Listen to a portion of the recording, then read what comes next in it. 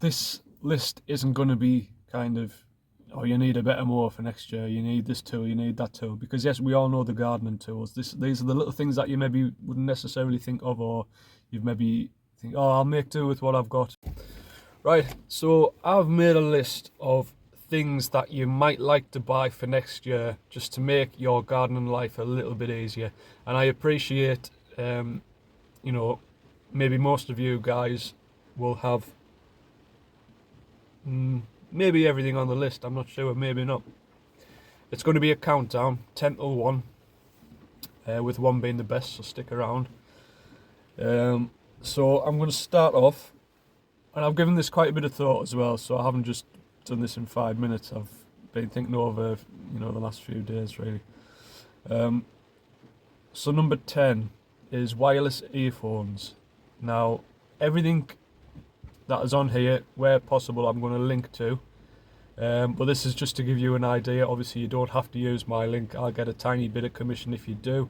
I'm talking like pennies, like 50 pence is pounds. Like, if I get a pound, that's like, oof, you've done well.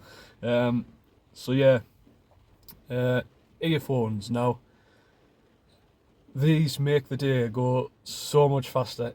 If you don't have a pair of earphones, get some, because I listen to podcasts and music all day long while I'm working, and I find if I've forgotten to take them out or something, the day just goes, a lot slower. The ones I have a built-in kind of noise cancelling function, so I'm not saying like they block everything out like the the big my mind's gone blank, just the noise cancellers, which I do have a pair as well. So if I'm doing like a big strim job, say, and I've constantly got the strimmer on, then I'll put my big noise cancelling, kind of think, like, you know what I'm on about. Ah dear, mine's gone blank already. It's not a good start, is it? So yeah, so there'll be thousands of different types out there, so have a good look. Number 9 is a good pair of secateurs. Now, I cannot stress enough, if you buy a really good pair of secateurs that aren't going to break every 5 minutes, then you become quite attached to them. That being said, the ones I use, and I'll link these because I think they only cost us about 12-13 quid, and I was a bit skeptical, but when I was looking in the shop, I liked the look of them, I liked the feel of them. They seemed quite weighty. They were made from, they didn't have any like cheap plastic bits on it or anything like that. The Draper ones. So if you haven't used them, or if you want a second pair, a spare pair, I'd definitely recommend them. If you go on kind of the top end of the scale, like your Japanese models are pretty good. I've never used them, but I've spoken to people who have, and they say they're brilliant. Too pricey for me, in all honesty, to invest on a pair of secateurs. I don't want to be spending 60, 70, 80 quid on a pair of secateurs, but that's just me. Felco, pretty sure it's Felco, is another good brand that are popular. Again, a bit pricey, but I think there's different price brands and brackets and things.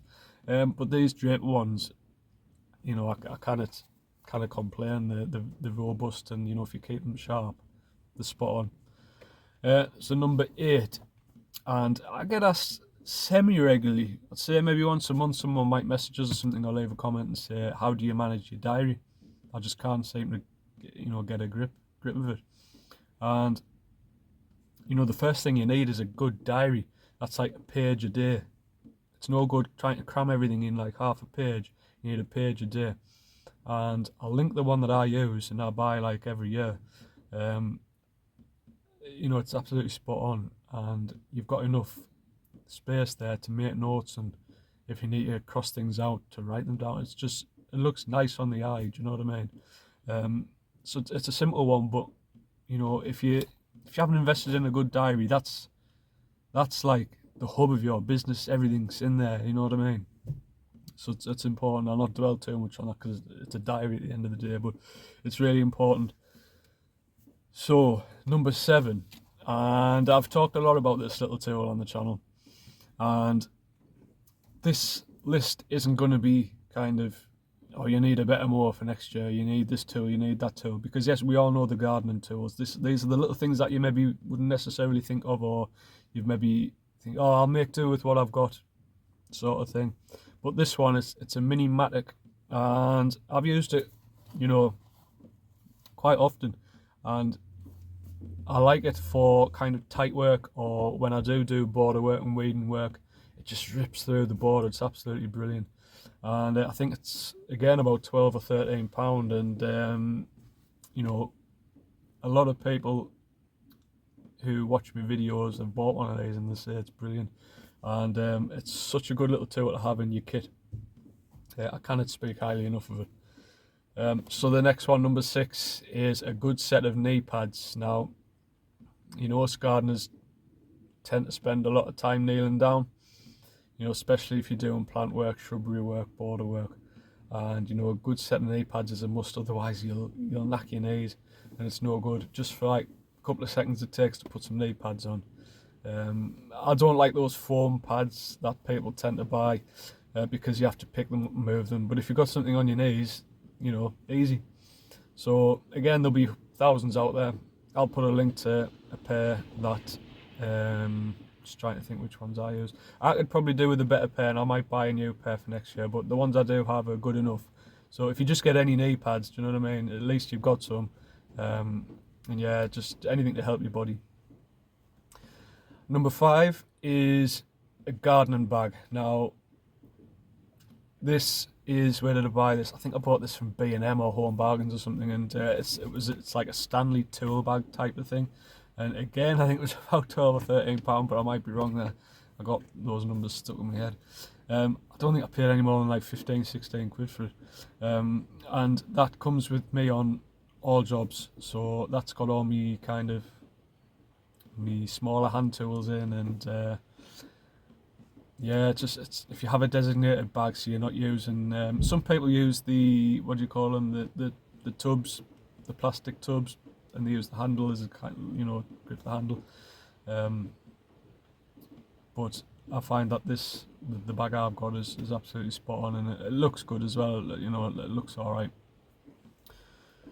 So number 4, if you haven't got a pair of these, get them. It's safety shoes and waterproof shoes.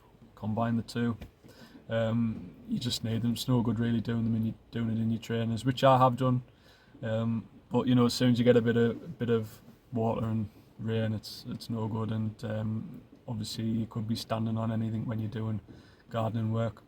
And you know, a decent pair of safety shoes is a must. I'm going to buy some more next year, but I will link to the ones that I've had for the last couple of years. They've worn out basically. I want to get some a fresh pair, but I'll link the ones that I do have, and they're pretty decent. They've seen us through a couple of years, and they've got absolutely hammered. You know what I mean? They get worn every day, all day, every day. So they've done well, and for the price, I think they're about 45 quid. So 45 quid over a couple of years, you can't go wrong. So yeah, I'll link those below as well. Number 3, it took me a little while to get one of these. I built one, and I should have done it. It should have been the first thing I did, and that is a van ramp for your mower. You can buy them, and again, I'll link it below. You can get kind of metal ones that kind of fold up and all that kind of thing. I made mine from scrap wood, so it costs us nothing. I'd just advise you to make your own, really, if you've got the time, and if you know, get a bit of wood and stuff. It's really simple, and you need one. You know, I used to complain about bad backs and things, and that didn't help. When I started out and I had my little cheap push mower, it wasn't that heavy, to be fair, so like I was carrying that in and out of the van.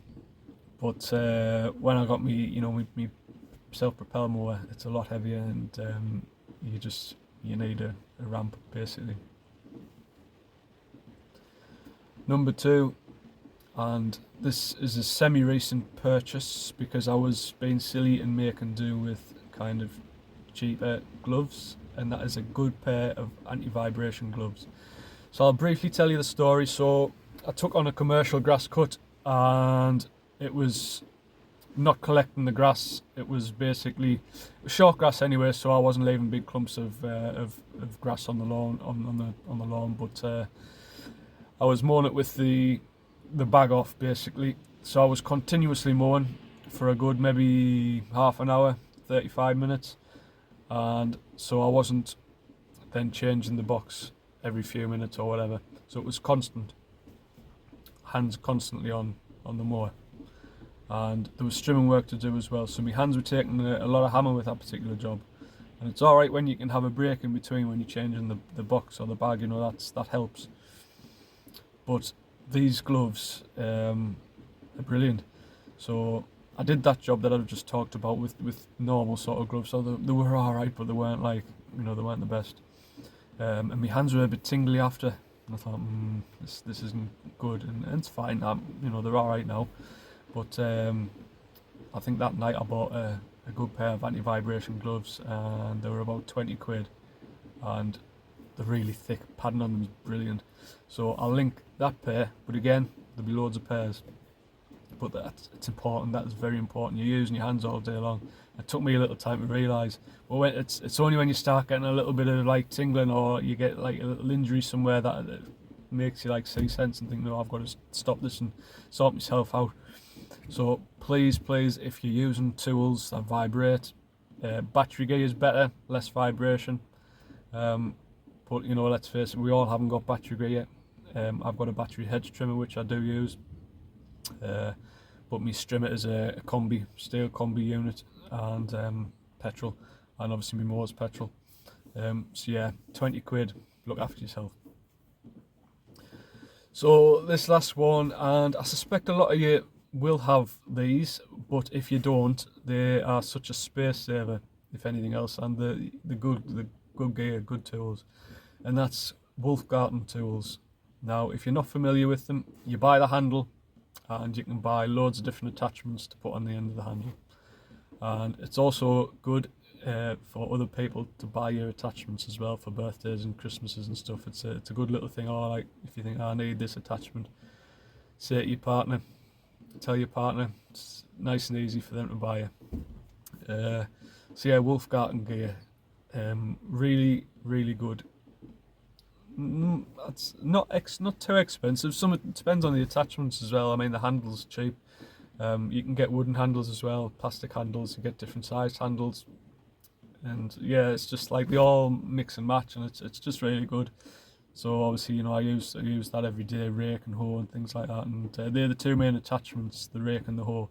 And I do have like a weeder type thing attachment as well. But yeah, just brilliant. Obviously, if you don't know about them, check them out, and you'll probably end up buying them because they're really good. And then you don't have to have like multiple lots of tools in your van. You can just have the one handle and then the attachments at the end. And you know, if you've got a smaller van like I have, this is a Peugeot partner, then you know, it can save on space. So I hope you've enjoyed that and found it useful. Subscribe if you're new, that would be great, and hopefully I'll see you in the next one. Alright, cheers, bye.